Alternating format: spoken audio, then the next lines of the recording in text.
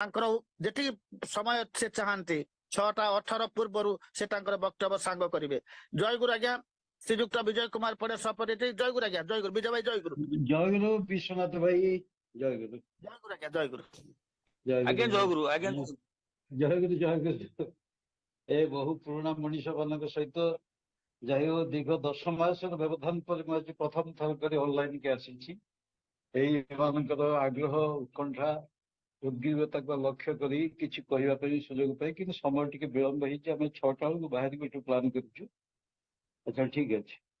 ପରମ ଦୟାଳ ଶ୍ରୀ ଶ୍ରୀ ଠାକୁର ଜଗତ ଜନନୀ ଶ୍ରୀ ବଡମା ପରମ ପୂଜ୍ୟପାତ ଶ୍ରୀ ଶ୍ରୀ ବରଦା परम पूज्यपात श्री श्री आचार्य देव सभींकर चरण प्रांतर प्रणाम निवेदन पूर्वक इष्ट परिवार प्रत्येक सदस्यों चरण में प्रणाम निवेदन करे। यही भक्ति तरंग कार्यक्रम गजपति आनुकूल्य अनुष्ठित ये सांध्यकालीन आभासी सत्संगर बरेण्य अग्रणी विश्वनाथ भाई तथा कर्मकर्ता मंडली भाई माने एवं माँ माने प्रति प्रत्येक मोर प्रीतिपूर्ण आनंदित जयगुरु तथा यथास्थान यथायोग्य प्रणाम निवेदन करे। जो मानकर बयस आयु जो मानकर ज्ञान आयु जो मानकर अनुभूति आयु मोठार अधिक से भूमिष्ठ प्रणाम निवेदन करे। बहु दिन व्यवधान पर ऑनलाइन माध्यम आपण मान सहित संयुक्त होवार एक सुजोग हुए मु व्यक्तिगत जीवन आनंद लाभ करुच्ची। कारण आम भूली जाइलु समयक्रमे एमती एक ऑनलाइन सत्संग दीर्घ 1200 पाखापाखि दिन धरी आम मैंने परिचालना करूँ एवं तार बहु घात प्रतिघात भीतर दे हूँ पर्यायक्रमे बंद करने पड़ा। तेरे आज पवित्र मास भाद्र मासर ये 15 दिवसर शुभ संध्या से प्रेक्षापटे किसी आलोचना रखी परम पुरुषंकर दिव्य जीवन कथावस्तु जहाँकि लीला को लेकर आम मैंने बहु भाव आलोचना करें किसी नूतन कथा रखी से संभावना भी कम।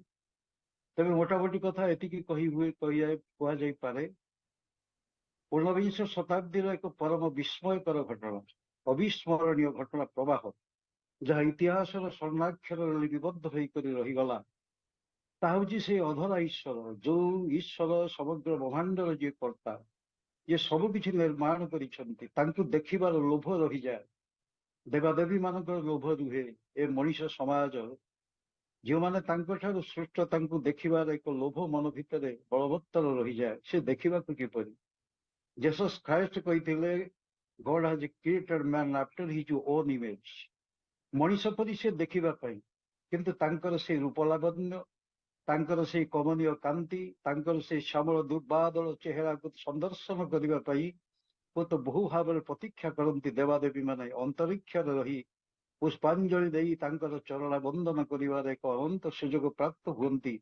आउ से दिन 1888 मसीहा 14 सेप्टेम्बर धन्य है बंगभूमि अभिभक्त उत्कलर एक विशेष प्रांतर थिला एई बंग प्रदेश जो तीन तीन थर परम पुरुषंकर आगमन से दिन थिला 1485 मसीहा फेब्रुआरी मास 18 तारीख स्वयं महाप्रभु से दिन प्रेमर अवतार स्वरूप मर्त्यधाम को आगमन करते सी तो जन्म नियंती ना पाखे जन्म शब्दटा प्रযোज्य नुहे।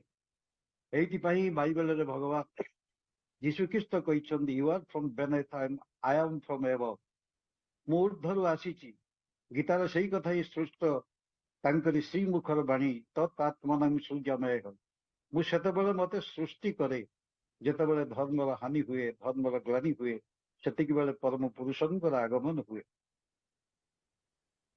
1888 14 सेप्टेम्बर दिन इतिहास पृष्ठार स्वर्णाक्षर लिपिबद्ध रहीगला।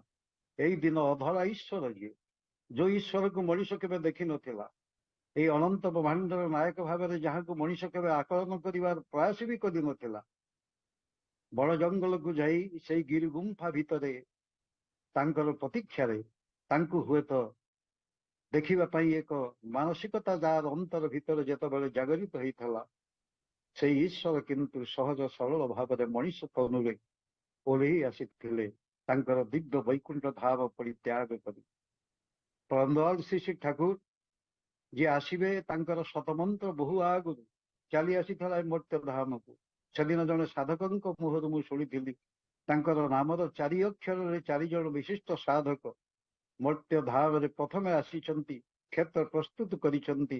ନାମ ଜପ ଏବଂ ତପସ୍ୟାର ମାଧ୍ୟମରେ ସମଗ୍ର ବିଶ୍ୱ ବ୍ରହ୍ମାଣ୍ଡର କର୍ତ୍ତାଙ୍କୁ ଆହ୍ୱାନ କରିବାର ଏକ ଅନନ୍ତ ସୁଯୋଗ ସେମାନେ ପ୍ରାପ୍ତ ହୋଇଥିଲେ। ସେମାନେ ଥିଲେ ଅକ୍ଷରରେ ଯୋଗୀ ଅରବିନ୍ଦ, ଯିଏକି ତାଙ୍କ ଅଟୋବାୟୋଗ୍ରାଫିରେ ଲେଖିଦେଇ କରି ଯାଇଛନ୍ତି, ମୁଁ ଯେତେବେଳେ ଧ୍ୟାନସ୍ଥ ହୁଏ ଏଇ ଭାରତ ବର୍ଷର ପୂର୍ବାକାଶରେ ଦେଖେ ଏକ ଜ୍ୟୋତିଷମାନ ଆଲୋକ ସତେ ଯେପରି ବୋଧେଇ ଆସୁଛି ସେଇ ପୂର୍ବାଞ୍ଚଳରେ, ଆଉ ତାହା ହିଁ ସାର୍ଥକ ହେଇଥିଲା ଏଇ 14 ସେପ୍ଟେମ୍ବର 1888 ମସିହାରେ। 9 ଅକ୍ଷରରେ ଆସିଛନ୍ତି ସନ୍ଥ ନାନକ ଏବଂ ଆଉ ଜଣେ ସାଧକ ଓଡ଼ିଶାର ଭକ୍ତ ନିଗମାନନ୍ଦ। ତାଙ୍କ ବିଷୟରେ ଆମେମାନେ ଜାଣିଛନ୍ତି, ଠାକୁର ଯେତେବେଳେ 1923 ମସିହାରେ ଆସିଥିଲେ ପୁରୀ, ସେଇ ସମୟରେ ସିଏ ପୁରୀର ବଡ଼ ଦେଉଳର ସାମ୍ନାରେ ଥିବା ସେଇ ଅରୁଣ ସ୍ତମ୍ଭ ନିକଟରେ ଧ୍ୟାନସ୍ଥ ହୋଇ ପ୍ରତୀକ୍ଷା କରିଛନ୍ତି, ଆଜି ବିଶ୍ୱ ନିୟନ୍ତା ଆସୁଛନ୍ତି, ତାଙ୍କର ମୁଁ ଦର୍ଶନ କରିବି, ଏଇ ଚର୍ମଚକ୍ଷୁ ମୋର ସାର୍ଥକ ହବ, ଅନିରୁଦ୍ଧ ହୋଇ ଉଠିବ। ଏଇ ଥିଲା ତାଙ୍କର ପ୍ରତୀକ୍ଷାର ଦିନ। କିନ୍ତୁ ଏ ସମସ୍ତ ପ୍ରତୀକ୍ଷାର ଅବସାନ କରି ପରମ ପୁରୁଷ ସେଦିନ କିନ୍ତୁ ତାଙ୍କ ଦେହରେ କରସ୍ପର୍ଶ ଦେଇକରି ଫେରି ଯାଇଥିଲେ। ପରବର୍ତ୍ତୀ ସମୟରେ ଠାକୁର ନିଗମାନନ୍ଦ କାନ୍ଦିଛନ୍ତି ବହୁ ଭାବରେ, ପ୍ରଭୁ ଏ ଜନ୍ମରେ ଆଉ ଦେଖା ହେଲା ନାହିଁ। ସତରେ କେତେ ଜନ୍ମ ଜନ୍ମାନ୍ତର ଆମ ମାନଙ୍କର ସାଧନା ଆଜି ସାର୍ଥକ ହେଇଛି, ଆମ ଜୀବନ ଆଜି ଧନ୍ୟ ହେଇଛି। ସେଇ ପ୍ରିୟ ପରମ ଯେଉଁମାନଙ୍କୁ ପାଇ ଦେବଙ୍କୁ ଦେଖିବା ପାଇଁ ଦେବତା ମାନେ ଓହ୍ଲେଇ ଆସନ୍ତି, ସାଧକ ପୁରୁଷ ମାନେ ଓହ୍ଲେଇ ଆସନ୍ତି, ଆମେ କିନ୍ତୁ କୃପାଧନ୍ୟ ହେଇଛେ ବହୁ ଭାବରେ। ଆଉ ଜଣେ ସନ୍ଥ ଥିଲେ ସନ୍ଥ ନାନକ, ତାଙ୍କ ବିଷୟରେ ଆମମାନେ ଜାଣିଛନ୍ତି। ରାୟ ରାମାନୁଜଙ୍କର 2 ଜଣ ଅନୁଚର, 2 ଜଣ ଶିଷ୍ୟ, କବିର ସନ୍ଥ କବିର ଏବଂ ସନ୍ଥ ନାନକ। ସେମାନେ ସାଧନ ମାର୍ଗର 15 ସ୍ତରରେ ଉପନୀତ ହୋଇ ଏଇ ଦିବ୍ୟ ମନ୍ତ୍ର ପ୍ରାପ୍ତ ହେଇଥିଲେ, ଯାହାକି ବର୍ଣ୍ଣନ କରିଛନ୍ତି ସନ୍ଥ କବିର। କ ଅକ୍ଷରରେ ତାଙ୍କର ନାମ ହଉଛି ସନ୍ଥ କବିର। ଧାରାର ଓଲଟା ଯାଏ ସ୍ୱାମୀ ସଙ୍ଗ ମିଲା। ଖାଲି ସେତିକି ନୁହେଁ, ପଞ୍ଚଦଶ ଶତାବ୍ଦୀରେ ଓଡ଼ିଶାର ଯେ ପଞ୍ଚସଖା ଯୁଗରେ ଅନନ୍ୟ ସାଧକ 2 ଜଣ ମଧ୍ୟ ସୂଚନା ଦେଇଛନ୍ତି, ପରମ ପୁରୁଷ ଆସୁଛନ୍ତି ଏବାର କରିବ ଲୀଳା ଅତି ଚମତ୍କାର, আমি ହେରେ ନାଇଁ ଜାନି ତୁମି କି ବାଛା। ସେଇ ଚରମ ପରମ ପୁରୁଷଙ୍କର ହୁଏତ ସନ୍ଦର୍ଶନ ପାଇଁ ପ୍ରତୀକ୍ଷା କରିଥିଲେ 16ଶ ଶତାବ୍ଦୀର ପ୍ରାକ୍ କାଳରୁ ଏଇ ପଞ୍ଚସଖା ଯୁଗରେ, ଯୋଉଥିପାଇଁ ବର୍ଣ୍ଣନ କରିଛନ୍ତି ଅତି ବଡ଼ି ଜଗନ୍ନାଥ ଦାସ ତାଙ୍କର ଭାଗବତରେ।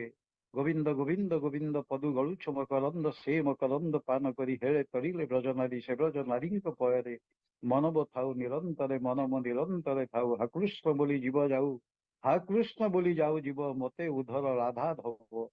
ଏଇ ରାଧାଧବର ମନ୍ତ୍ରରେ ଅଭିମନ୍ତ୍ରିତ ହେଇଥିବା ତତ୍କାଳୀନ ସମୟର ଆଉ ଏକ ପଞ୍ଚସଖା ଯୁଗର ଆଉ ଏକ ସାଧକ ଅନନ୍ତ, ସେ ମଧ୍ୟ ବର୍ଣ୍ଣନ କରିଛନ୍ତି। ଚତୁର୍ଦ୍ଧା ରାମକୁ ଧାରଣ କରିଛି ଓଙ୍କାର ତତ୍ତ୍ୱରେ ଜାଣ, ରାଧା ସ୍ୱାମୀ ବୋଲି ଠାର ରଖିଥିବ ତତ୍ତ୍ୱରେ ତାହାକୁ ଜାଣ। ଦେଶ ବିଦେଶରେ ଆସିବେ ଭକତେ, ଅନୁକୂଳ ନାମ ଧରି ଲୀଳାମାନ ହବ, କୀର୍ତ୍ତି ରହିଥିବ ଯୁଗ ଯୁଗ ଧରି। ଏମିତି ବହୁ ଭାବରେ ସେମାନେ ବି ମଧ୍ୟ ବର୍ଣ୍ଣନ କରି ଯାଇଛନ୍ତି। ଆଉ ଜଣେ ସାଧକ ପୁରୁଷ ଲ ଅକ୍ଷରରେ ସେ ହେଉଛନ୍ତି ଲକ୍ଷ୍ମଣାନନ୍ଦ ସରସ୍ୱତୀ, ବେଦର ଜଣେ ଅନନ୍ୟ ଭାଷ୍ୟକାର। ସେ ମଧ୍ୟ ତାଙ୍କ ଯୋଗ ବଳରେ ଜାଣିଥିଲେ ପରମ ପୁରୁଷ ଆସୁଛନ୍ତି। ତେଣୁ କଳନା କରି ଦେଖନ୍ତୁ, ସେ ସାଧାରଣ ପରିବାରରେ ଜନ୍ମ ନେଇଥିଲେ ମଧ୍ୟ ତାଙ୍କର ଶାରୀରିକ ବିଲକ୍ଷଣ ଗୁଡ଼ିକ କିନ୍ତୁ ଏ ସାଧାରଣ ମଣିଷ ଠାରୁ ଭିନ୍ନ ଥିଲା। ସାମୁଦ୍ରିକ ଶାସ୍ତ୍ର କହେ, ପଞ୍ଚ ଦୀର୍ଘ ପଞ୍ଚ ସୂକ୍ଷ୍ମ ସପ୍ତ ରକ୍ତ ଷୋଡ଼ୋନ୍ନତ, ତ୍ରିହ୍ରସ୍ୱ ପୃଥି ଗମ୍ଭୀରା ଦାତ୍ରୀସଂ ପୁରୁଷ ମହା। ତାଙ୍କର 32ଟା ଭିନ୍ନ ଲକ୍ଷଣ ସାଧାରଣ ମଣିଷ ଠାରୁ। ତାଙ୍କର ଶରୀରର 5ଟି ଅଙ୍ଗ ବଡ଼, ପଞ୍ଚ ଦୀର୍ଘ ପଞ୍ଚ ସୂକ୍ଷ୍ମ। ସାଧାରଣ ମଣିଷ ଠାରୁ ତାଙ୍କର ଶରୀରରେ 5ଟି ଜିନିଷ ସୂକ୍ଷ୍ମ ଆକାରରେ ଅବସ୍ଥାପିତ ହେଇଥାଏ। ପଞ୍ଚ ଦୀର୍ଘ ପଞ୍ଚ ସୂକ୍ଷ୍ମ ସପ୍ତ ରକ୍ତ, ତାଙ୍କ ଶରୀରରେ 7ଟି ଜାଗା ଦେଖିବା ପାଇଁ ଲାଲ ବର୍ଣ୍ଣ, ଯେପରି କରତଳ, ଓଷ୍ଠ ପ୍ରାନ୍ତ, ଓଷ୍ଠ ତଳ, ନେତ୍ର ପ୍ରାନ୍ତ, ପଦ ତଳ, ଯୋଉଥିପାଇଁ ତାଙ୍କୁ କୁହାଯାଏ ରକ୍ତାଭ ପୁରୁଷ ବୋଲି ଆମେମାନେ ତାଙ୍କୁ ପ୍ରଣାମ କରୁ। ସେଇ ଆସନରେ ବସେଇ ସେହିପରି ଭାବରେ ଆମେମାନଙ୍କର ପ୍ରାର୍ଥନା ହୁଏ। ପରମ ପୁରୁଷଙ୍କର ସେଇ ଅନନ୍ୟ ସ୍ୱରୂପକୁ ହୁଏତ ଦର୍ଶନ କରି ସାଧକମାନେ ଲେଖିଛନ୍ତି ସପ୍ତ ରକ୍ତ ଷୋଡ଼ୋନ୍ନତ। ତାଙ୍କର ଶରୀରର 6ଟି ଜିନିଷ, 6ଟି ଅଙ୍ଗ ହଉଛି ଉନ୍ନତ। ଏଇ ଯେମିତି ନାସିକା ଉନ୍ନତ, ବକ୍ଷ ଉନ୍ନତ, କପାଳ ଉନ୍ନତ, ଏଗୁଡିକ ଉନ୍ନତ ଲକ୍ଷଣ। ତ୍ରିହସ୍ୱ ପୃଥୁ ଗମ୍ଭୀରା, ତିନିଟି ତାଙ୍କର ଏକଦମ କ୍ଷୁଦ୍ର ଆକାର ତାଙ୍କ ଶରୀରରେ, ପୃଥୁ ମଧ୍ୟ ପୃଥୁଳାକାର ତିନୋଟି ଅଙ୍ଗ, ଗମ୍ଭୀର ହଉଛି ତିନୋଟି ଅଙ୍ଗ। ବିଶେଷ କରି ତାଙ୍କର କଣ୍ଠସ୍ୱର ହଉଛି ବହୁତ ଗମ୍ଭୀର। କଥାବାର୍ତ୍ତା ଯେତେବେଳେ କରନ୍ତି ତାଙ୍କର ସମସ୍ତ ବାକ୍ୟ ଗୁଡ଼ିକ ସତ ଯେପରି ତାଙ୍କର ପେଟ ଭିତରୁ ହିଁ ଆସେ। ଏଇ ହେଉଛି ପୁରୁଷଙ୍କର ସେଇ ଆଗମନୀର ବା ତାଙ୍କର ଶରୀରର କେତେକ ଲକ୍ଷଣ। ଖାଲି ସେତିକି ନୁହେଁ, ପରମ ପୁରୁଷ ଯେତେବେଳେ ଆସନ୍ତି ସେ ସାଧାରଣ ଭାବରେ ଆସିଥିଲେ ମଧ୍ୟ ତାଙ୍କ ଭିତରେ ଅସାଧାରଣତ୍ୱ ଥାଏ, କିନ୍ତୁ ତାହା ସେ ପରିପ୍ରକାଶ କରିବାକୁ ଯାଆନ୍ତି ନାହିଁ। ସାଧାରଣ ମଣିଷଟିଏ ମା ପେଟରେ 9 ମାସ ରହି 10 ମାସରେ ଜନ୍ମ ନେଲା ବେଳେ ସେ କିନ୍ତୁ 11 ମାସ ପୂର୍ଣ୍ଣ କରି 12 ମାସରେ ଜନ୍ମ ଗ୍ରହଣ କରିଥିଲେ। ସାଧାରଣ ପିଲାଟିଏ ଜନ୍ମ ବେଳେ କୁଆଁ କୁଆଁ କାନ୍ଦ ପକଉଥିଲା ବେଳେ ସେ କିନ୍ତୁ ଈଶ୍ୱର ତାଙ୍କର ହସ ମଧ୍ୟ ଉକୁଟି ଉଠିଥିଲା ତାଙ୍କର ସେଇ ମୁଖରେ। ପରବର୍ତ୍ତୀ ସମୟରେ ପଚରା ଯାଇଛି, ଠାକୁର ଆପଣ କାହିଁକି ହସୁଥିଲେ? ହୁଏତ ଦିନେ କଥା ଛଳରେ କହିଲେ, ଏଇ ଚେନା ମନୁଷ୍ୟକି ଦେଖିଲେ କି ହାସି ଆସେ ନା? ଚିହ୍ନା ମଣିଷ ମାନଙ୍କୁ ଦେଖିଲେ କଣ ହସ ଆସିବ ନାହିଁ? ତମେ ମାନେ ମୋର ଚିହ୍ନା, ଯୁଗ ଯୁଗର ଚିହ୍ନା ମଣିଷ। ସେଇ କଥା ତ ସେଦିନ ପ୍ୟାରୀ ନନ୍ଦିତା ଠାକୁରଙ୍କର ଏଇ ସନ୍ଧ୍ୟା ସମୟରେ ଶୋଇବା ସମୟରେ ଯେତେବେଳେ ତାଙ୍କର ଉଦ୍ବିଗ୍ନତାକୁ ଲକ୍ଷ୍ୟ କରି ପଚାରୁଛନ୍ତି, ଠାକୁର ଆପଣ ଶୋଉନାହାନ୍ତି କାହିଁକି? ନା କେମିତି ଶୋଇବି ପ୍ୟାରୀ, ମୁଁ ବର୍ତ୍ତମାନ ଚିନ୍ତାରେ ପଡିଯାଇଛି। ଏ ମଣିଷ ମାନଙ୍କୁ ମୁଁ 500 ବର୍ଷ ପରେ କେଉଁଠାରେ ରଖିବି? ସେଇ ଚିନ୍ତାରେ ତ ମତେ, ଯେହେତୁ ମତେ ପରମପିତ ଦାୟିତ୍ୱ ଦେଇଛନ୍ତି, ମତେ ତ ନିର୍ବାହ କରିବା ପାଇଁ ହିଁ ପଡିବ। ତେଣୁ କଳନା କରି ଦେଖନ୍ତୁ 500 ବର୍ଷ ପରେ ଆମମାନଙ୍କର ଜନ୍ମ କେଉଁଠି ହବ, କିପରି ହବ, ଏ ସବୁ କିଛି ସ୍ଥିର କରିଦେଇ ଯାଇଛନ୍ତି ପରମ ପୁରୁଷ ପରମ ଦୟାଳୁ ଶ୍ରୀ ଶ୍ରୀ ଠାକୁର ଅନୁକୂଳ ଚନ୍ଦ୍ର। ସେତିକି ନୁହେଁ, ପରମ ପୁରୁଷ ଯେତେବେଳେ ସନ୍ଧ୍ୟା ସମୟରେ ବା ରାତ୍ରି ସମୟରେ ଯେତେବେଳେ ନିଦ୍ରାକୁ ଯାଆନ୍ତି, ଜଣେ ବିଶିଷ୍ଟ ମଣିଷକୁ ହୁଏତ ନିୟୋଜିତ କରାଯାଇଥାଏ ତାଙ୍କ ପିଠିରେ ଥାପୁଡ଼ା ଦେବା ପାଇଁ। ଏକ ନିର୍ଦ୍ଦିଷ୍ଟ ତାଳରେ ଥାପୁଡ଼େଇ ଦେଲେ ଠାକୁର କିଛି ସମୟ ସୁପ୍ତ ଶୋଇପଡ଼ନ୍ତି। କାରଣ ସିଏ ଯିଏ ଚିର ଅତନ୍ଦ୍ର, ସେ ତ ଶୋଇବାର କଥା ହିଁ ନୁହେଁ। ତେବେ ଏକ ମାନବୀୟ ତନୁକୁ ଯେତେବେଳେ ଧାରଣ କରି ଆସିଛନ୍ତି, ତେଣୁ ମନୁଷ୍ୟକୃତ କିଛି ଆଚରଣ ତ କରିବା ପାଇଁ ହିଁ ପଡିବ। ବହୁ ପ୍ରସଙ୍ଗ ଏହି ସମ୍ପର୍କରେ ଆଲୋଚନା କରାଯାଇପାରେ। ସବୁ କିଛି ଅଲୌକିକ ଥିଲେ ମଧ୍ୟ ତାଙ୍କର ଜୀବନରେ ସେ କିନ୍ତୁ ଅଲୌକିକତାକୁ ପ୍ରଶୟ ଦେଇନାହାନ୍ତି, ବରଂ ଲୌକିକ ଜୀବନର କର୍ମକାଣ୍ଡକୁ ଜୀବନରେ ସେ ବାସ୍ତବାୟିତ କରିବାର ନିରନ୍ତର ପ୍ରୟାସ ହିଁ କରିଛନ୍ତି। ଠାକୁର ଅନୁକୂଳ ଚନ୍ଦ୍ର ସେଦିନ କଥା ଛଳରେ କହୁଥିଲେ, ଯେତେବେଳେ ମୋର ଜନ୍ମ ହେଇଛି, ମୋ ନାହି କାଟି ଯେତେବେଳେ ସେକ ଦିଆଯାଉଥିଲା ମତେ ଭାରି କଷ୍ଟ ଲାଗୁଥିଲା।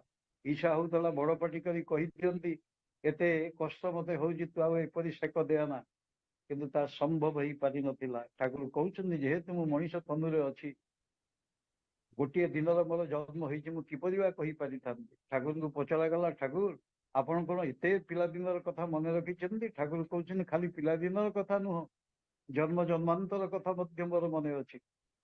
ଦିନେ କଥା ଛଳରେ କହୁ କହୁ କହିଦେଲେ, ସୃଷ୍ଟିର ମୂଳ ଉତ୍ସରୁ ମୁଁ ଯେତେବେଳେ ଆଲୋକ ବର୍ତ୍ତିକା ସଦୃଶ ଓହ୍ଲେଇ ଆସୁଥିଲି 44,000 ଗ୍ରହ ନକ୍ଷତ୍ରଙ୍କ ମଧ୍ୟ ଦେଇ ଯେତେବେଳେ ଆସୁଥିଲି, ସମସ୍ତେ ମତେ ହାତ ଯୋଡି କରି ନିବେଦନ କରୁଥିଲେ, ହେ ପ୍ରଭୁ ଆପଣ ଏଇଠାରେ ରହିଯାଆନ୍ତୁ। କିନ୍ତୁ କେଜାଣି କାହିଁକି ପୃଥିବୀର ଏକ ଦୁର୍ବାର ଆକର୍ଷଣରେ ସେଦିନ ମୁଁ ଓହ୍ଲେଇ ଆସିଥିଲି ମର୍ତ୍ତ୍ୟ ଧାମକୁ। ଆସିବା ପୂର୍ବରୁ ସୂର୍ଯ୍ୟଙ୍କ ଦେହରେ ପ୍ରବେଶ କଲି, ସେଠାରେ ଜୀବଜନ୍ତୁ ମାନଙ୍କୁ ଦେଖିଲି, କିନ୍ତୁ ପୃଥିବୀର ଜୀବଜନ୍ତୁ ପରିକା ସେମାନେ ନଥିଲେ। ଏକ ଥଣ୍ଡାଳିଆ ଅଞ୍ଚଳ ମତେ ଅନୁଭବ ହେଲା। ପରବର୍ତ୍ତୀ ସମୟରେ 1397 ମସିହାରେ ପୃଥିବୀର ବଡ ବଡ ବୈଜ୍ଞାନିକ ମାନେ ତାକୁ ପ୍ରମାଣ କରିବାକୁ ଯାଇ କହୁଛନ୍ତି, ସୂର୍ଯ୍ୟର ମଧ୍ୟସ୍ଥଳଟା ଖୁବ ଥଣ୍ଡା, ସେଠାରେ ବରଫର ବି ସମ୍ଭାବନା ଅଛି। ବିଜ୍ଞାନୀ ମାନେ ମତ ଦେଲେ। ଏଇଟା ଥିଲା ଶ୍ରୀ ଶ୍ରୀ ଠାକୁରଙ୍କର ଆଜିକି 137 ବର୍ଷ ତଳର ସେଇ ଯୋଉ ଘଟଣା ପ୍ରବାହ। ତାର ଭିତରେ ହୁଏତ ଏହିପରି ଏକ ଲୀଳାକୁ ସେ ସନ୍ଦର୍ଶନ କରିବା ଚେଷ୍ଟା ହିଁ କରିଛନ୍ତି। ଲୋକମାନଙ୍କ ମନ ଭିତରେ ତଥାକଥିତ କୌଣସି ଅଲୌକିକତା ପ୍ରଶୟ ନ ଦେଇ ବହୁ କଥା କହିବାର ସେ ପ୍ରୟାସ ବି କରିଛନ୍ତି। ସେଦିନ କହୁଥିଲେ, କଲେ ସୂର୍ଯ୍ୟଙ୍କ ଦେହରେ ମୁଁ ଯେତେବେଳେ ଅବସ୍ଥାନ କଲି, ଦୂରରେ ଦେଖିଲି 4ଟି ଛୋଟିଆ ଛୋଟିଆ ତାରକା ଗୋଟିଏ କେନ୍ଦ୍ର ପାଖକୁ ପଳେଇ ଆସୁଛନ୍ତି। ଯେତେବେଳେ ପଳେଇ ଆସୁଛନ୍ତି ସେତେବେଳେ ତାଙ୍କର ରଙ୍ଗ ଥିଲା ଲାଲ ବର୍ଣ୍ଣ, ଦୂରକୁ ଯେତେବେଳେ ଛିଟିକି ଯାଉଛନ୍ତି ସେତେବେଳେ ନୀଳବର୍ଣ୍ଣ ହେଇଯାଉଥାନ୍ତି। ମତେ ଭାରି କୌତୁକ ଲାଗୁଥିଲା, ଆନନ୍ଦ ଲାଗୁଥିଲା, ଖୁସି ବି ଲାଗୁଥିଲା। ମୁଁ ଭାବୁଥିଲି କିଛି ସମୟ ସେଠାରେ ରହିଯିବା ପାଇଁ, କିନ୍ତୁ କେଜାଣି କାହିଁକି କୌଣସି ଏକ ଅଜଳ ଆକର୍ଷଣ ମତେ ଟାଣି ଆଣିଲା ଏଇ ପୃଥିବୀ ବକ୍ଷକୁ। ଏଇ ଥିଲା ତାଙ୍କର ଆଗମନୀ ସମ୍ପର୍କିତ କିଛି କିଛି ତଥ୍ୟ।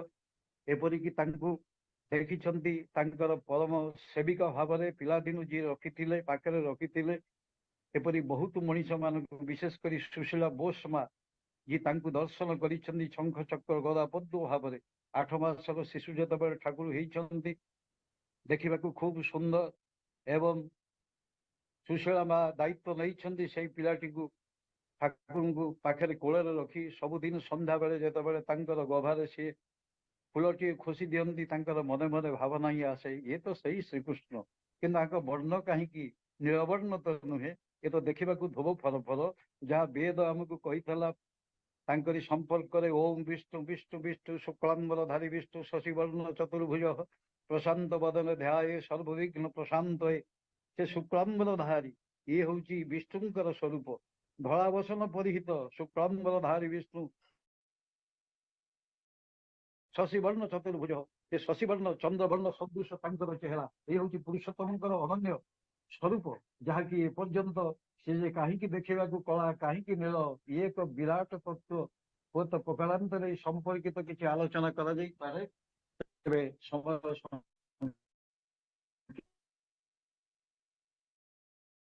ଚାହୁଁନି ବର୍ତ୍ତମାନ ମତେ ବାହାରିବାକୁ ପଡିବ କ୍ଷମା କରିବେ ମତେ ମୁଁ କହିଥିଲି 6ଟା ଭିତରେ ମତେ ଛାଡ଼ିଦେବେ ସର୍ବଶେଷରେ ଆପଣ ମାନଙ୍କର ପ୍ରତି ପତଙ୍କର ସର୍ବବିଧ କଲ୍ୟାଣ ଏବଂ ମଙ୍ଗଳ ପ୍ରାର୍ଥନା କରି ମୁଁ ମୋର ବକ୍ତବ୍ୟକୁ ବିରାମ ଦଉଛି ଏହି ସାମୟିକ ସମୟକୁ ଆପଣ ମାନଙ୍କ ସହିତ ଭଜନ କୀର୍ତ୍ତନ ମାଧ୍ୟମରେ ସମାହିତ କରି କାର୍ଯ୍ୟକ୍ରମକୁ ଆଗେଇ ନେବେ ଜୟଗୁରୁ ସମସ୍ତଙ୍କୁ ଜୟଗୁରୁ ଆଜ୍ଞା ଜୟ ଗୁରୁ ଆଜ୍ଞା ଜୟଗୁରୁ ଜୟଗୁରୁ